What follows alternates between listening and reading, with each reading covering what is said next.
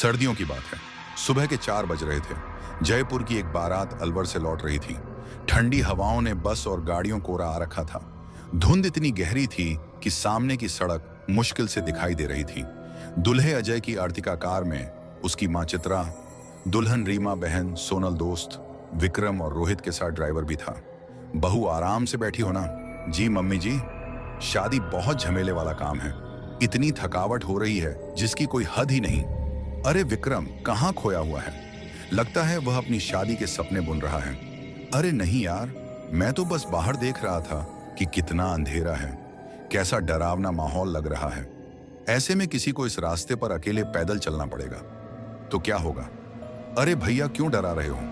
ऐसी बातें ना करो ना, सच में ये सब मत कहिए। यहाँ का माहौल वैसे ही डराना है। ऊपर से इतनी ठंड है कि हड्डियां कांप रही हैं और तुम हो कि डराने की बातें कर रहे हो। हाँ ठीक है ठीक है, अब नहीं कहूंगा। I am very very sorry. जैसे जैसे गाड़ी आगे बढ़ रही थी, अंधेरा गहराता जा रहा था। ठंडी सर्दियों की हवा खिड़कियों से अंदर घुस रही थी और हर कोई अपनी अपनी जगह पर दुबक कर बैठा था। इस बीच उन लोगों को पता ही नहीं चला कि ड्राइवर ने एक गलत बोर्ड ले लिया है। कुछ ही देर बाद एक सुनसान जगह पर कार अचानक रुक गई। यहां गाड़ी क्यों रुक दी? गाड़ी रोकी नहीं है, अपने आप रुक गई है। लेकिन यह जगह कौन सी है? इतना कोहरा है, कुछ समझ नहीं आ रहा। लगता है हम रास्ता भटक गए हैं। अजय ने फोन निकालकर मैप चेक किया। मैप ने दिखाया कि वह भानगढ़ किले के सामने है और तभी उसके मोबाइल के नेटवर्क चले गए। इस दौरान ड्राइवर ने गाड़ी से उतरकर उसे ठीक करने की कोशिश की, लेकिन गाड़ी का इंजन दोबारा स्टार्ट नहीं हुआ। यह क्या मुसीबत है? मेरा फोन भी काम नहीं कर रहा, नेटवर्क गायब है। हे भगवान, ये तो भानगढ़ का किला है। सुना है यहाँ रात को कोई नहीं रुकता। ओए मजाक मत कर यार, सच में डर लग रहा है। चारों तरफ जंगल से अजीब अजीब आवाजें आ रही थीं, कुछ जानवरों की और कुछ ऐसी जो पहचान में नहीं आ रही थी। अजय और विक्रम ने गाड़ी ठीक करने की बहुत कोशिश की, लेकिन सब बेकार था। लगता है हमें यही रुकना पड़ेगा। अभी सुबह होने तक 2-3 घंटे हैं, उसके बाद ही कुछ हो पाएगा। अब लेकिन ये आवाजें, ये तो और डरावनी होती जा रही हैं। मुझे बहुत डर लग रहा है। क्यों ना किले के अंदर चलते हैं, शायद वहां ज्यादा सुरक्षित हो। नहीं नहीं, ये भानगढ़ का किला है, ये भूतियां हैं। आप लोगों को मालूम नहीं है क्या? वो सब कहानियां हैं। असल में यहाँ ऐसा कभी कुछ नहीं हुआ है। हाँ विक्रम सही कह रहा है। चलो सब लोग अंदर चलो, यहाँ जंगली जानवरों का खतरा है। जी अंदर चलिए। भूत हो ना हो, लेकिन जानवर जरूर हैं। वो लोग उसकी बात मानने को तैयार ही नहीं थे। पर तभी कहीं दूर से भेड़िए की आवाज आई और सब फौरन अंदर पहुंच गए। किले का माहौल बिल्कुल सुनसान और डरावना था। दीवारों पर उगी छड़ियां और मकड़ी के जाले उसे और भूतिया बना रहे थे। वह लोग अभी अंदर पहुंचे ही थे कि एक तरफ से चमगादड़ का झुंड उड़ा। सबका दिल टहल गया। हे भगवान, मेरी जान निकल जाएगी। हिम्मत रखो, बस कुछ घंटे के मुझे लग रहा है कि कोई हमें देख रहा है। पागल मत बनो, यहाँ कोई नहीं है। सबने किले के एक कोने में जगह बनाई और बैठ गए। ठंड पड़ती जा रही थी और डर का माहौल गहराता जा रहा था। तभी सोनल ने एक बार फिर कहा, सच में किसी ने मुझे देखा। मैंने उसकी आंखें महसूस की। इस बार सब चुप हो गए। तभी पास की दीवार से एक अजीब सी खरोच की आवाज आई। यह क्या था? शायद कोई जानवर होगा। तभी दीवार पर एक परछाई दौड़ती हुई दिखाई दी। वो क्या था? सबने पलटकर देखा, लेकिन कुछ नजर नहीं आया। किले के अंधेरे में हर कोना और भी भयानक लगने लगा। तभी अचानक सोनल जोर से चिल्लाई, वो देखो, क्या है? सब इकट्ठे होकर खड़े हो गए। विक्रम ने अब टॉर्च निकाली और चारों तरफ रोशनी डालनी शुरू कर दी, पर वहां कुछ नहीं था। वो वापस आराम से बैठ गया। किले के अंदर अंधेरा गहराता जा रहा था। ठंडी हवा की सैरन हड्डियों तक पहुंच रही थी। हर कोई किसी ना किसी तरह अपनी घबराहट को छिपाने की कोशिश कर रहा था, लेकिन डर का साया धीरे धीरे सभी पर हावी हो रहा था। रीमा, जो कोने में चुपचाप बैठी थी, अचानक झटके से उठी। किसी ने मेरे कंधे पर हाथ रखा। क्या? कौन? रीमा ने पलट कर देखा, लेकिन वहां कोई नहीं था। उसकी आंखें डर और हैरानी से फटी रह गईं। यहां कोई नहीं है, शायद तुम्हें वहम हुआ होगा। नहीं, मैंने साफ महसूस किया था, ठंडे हाथ जैसे बर्फ हो। इसी बीच रोहित ने दूर से किसी के उसे बुलाने की आवाज सुनी। संगीत, रोहित, तुम लोगों ने वो सुना? किसी ने मेरा नाम लिया। कौन मुझे नहीं पता, लेकिन उस दीवार के पीछे से आवाज आ रही है। हाँ, आवाज तो आई, मैंने भी सुनी। सभी दीवार की तरफ देखने लगे। वहां कोई नहीं था, लेकिन आवाज फिर आई, इस बार और करीब से। रोया, ये क्या हो रहा है? विक्रम, जो अब तक खुद को शांत रखने की कोशिश कर रहा था, उसे रे में एक परछाई ककती हुई दिखाई दी।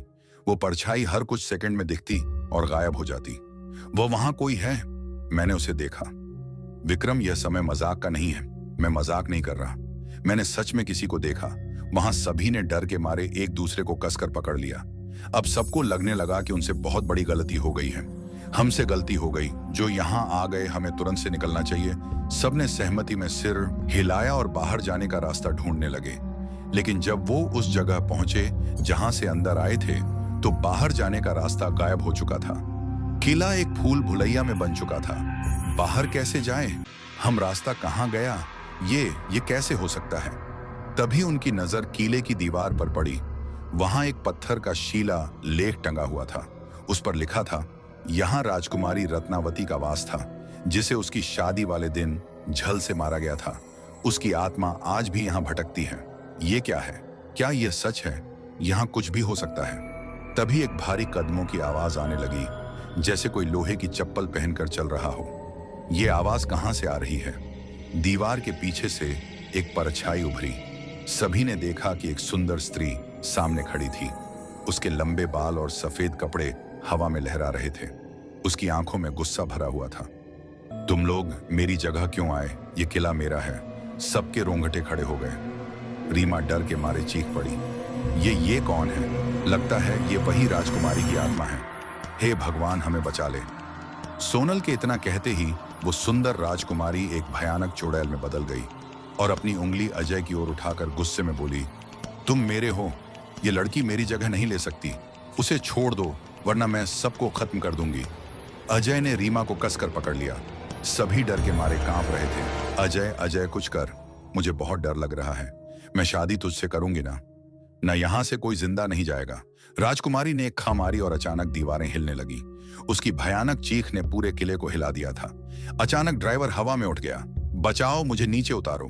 लेकिन राजकुमारी ने उसे जोर से दीवार पर फेंक दिया। उसकी गर्दन टूट चुकी थी और वो वहीं मर गया। खून दीवार पर फैलने लगा। सब पूरी तरह चीख रहे थे और तभी रोहित को महसूस हुआ कि कोई उसे खींच रहा है, कोई मुझे पकड़ रहा है। अजय, बचाओ। लेकिन वह दीवार के पार खींचता चला गया और अचानक गायब हो गया। उसकी चीखें किले में गूंजती रही और फिर एक भयानक सन्नाटा छा गया। अब विक्रम को ऐसा महसूस हुआ जैसे कोई उसके सीने पर भारी पत्थर रख रहा हो। मुझे सांस नहीं आ रही, कोई मुझे बचाओ। वो दर्द से तड़पते हुए नीचे गिर पड़ा। उसकी आंखें लाल हो गईं और कुछ ही पलों में उसकी सांसें थम गईं। भगवान के लिए हमें छोड़। संगीत, हंसी, रुक जाओ। मैं तुमसे शादी करने को तैयार हूं, लेकिन मेरी फैमिली को छोड़ दो। तुम्हारा यह निर्णय तुम्हें बचा सकता है, लेकिन तेरी यह पुरानी दुल्हन अब मेरी बंधक रहेगी। प्रमा को एक अदृश्य शक्ति ने पकड़ लिया। वो चिल्लाई, लेकिन कोई फायदा नहीं हुआ। राजकुमारी ने शादी की रस्में शुरू करवाई। जल्दी करो, सिंदूर लाओ, मंगलसूत्र ला। लेकिन अजय चुपके से अपनी जेब से गंगा जल निकालने की योजना बना रहा था। जैसे ही राजकुमारी ने सिंदूर की मांग की, अजय ने फुर्ती से गंगा जल उसकी ओर छिड़क दिया। तेरी सारी शक्ति खत्म हो जाएगी। लेकिन गंगा से राजकुमारी कमजोर होने के बजाय और भड़क गई। तुमने मुझे धोखा दिया, अब कोई नहीं बचेगा। उसकी खों से पूरा किला कांपने लगा। दीवारें गिरने लगी। राजकुमारी ने अपना सारा क्रोध किले पर निकाल दिया। हमें यहां से बाहर निकलना होगा, भागो। बाहर जाने का रास्ता कहां है? सब बाहर जाने का रास्ता ढूंढ रहे थे, लेकिन पूरा किला अचानक टह गया और सब दबकर मारे गए। सन्नाटा छा गया। बस राजकुमारी के रोने की आवाज गूंज रही थी।